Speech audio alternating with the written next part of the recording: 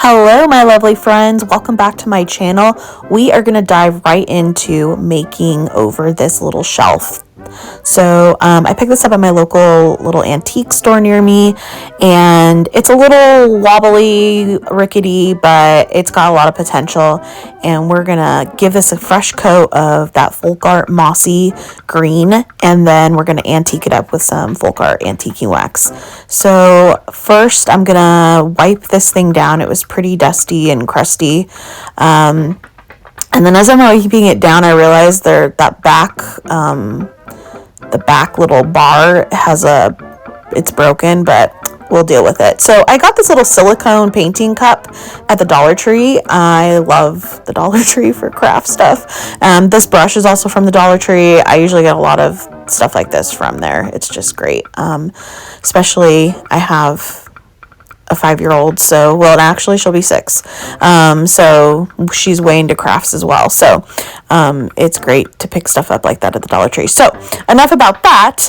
I am giving this, once after I wiped it down, I'm giving this a couple coats of that mossy folk art acrylic paint, and then we're going to do some distressing to it. So I know you're probably like, oh my God, why are you painting over the word extracts? It's perfect. And I liked it too. And I had intention to actually bring it back out after I painted it. But you'll see at the end, I changed my mind on that because it was just going to be too tedious to try and pull it back through and stencil it and get it popping back out to say that.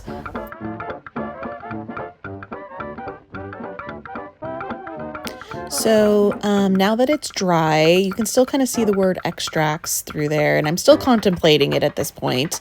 However, I've come back to this after maybe a month of putting it to the side. So I'm distressing it with a sanding block just a little bit, because I know when I do the antique waxing, it's going to pull more of that paint off, which is what we want. We want this to look like this shelf that's been sitting there forever. So I'm brushing on the folk art antiquing wax, and I'm going to let it sit longer because I do want it to get a little bit darker. The longer you leave this wax on before wiping it back, the kind of darker and more aged it's going to look, at least in my opinion, and that's my experience so far. But I absolutely love using this stuff. It also seals your item you're painting, so it's like a one and done. And I'm just going to cover this whole thing, and then I'm going to take a baby wipe, and which someone in my last comment suggested, and thank you, because I was fighting with the paper towels, and I realized I don't have to push as hard, and so actually I took off more paint than I expected to, which is fine. It gives that distressed look, but the baby wipe really does wipe the wax away very easily, and so you don't have to push very hard to wipe that wax away. And if you ever have where you think it's too dark, I do, and there's my towel, my baby wipe is decrepit looking as well now.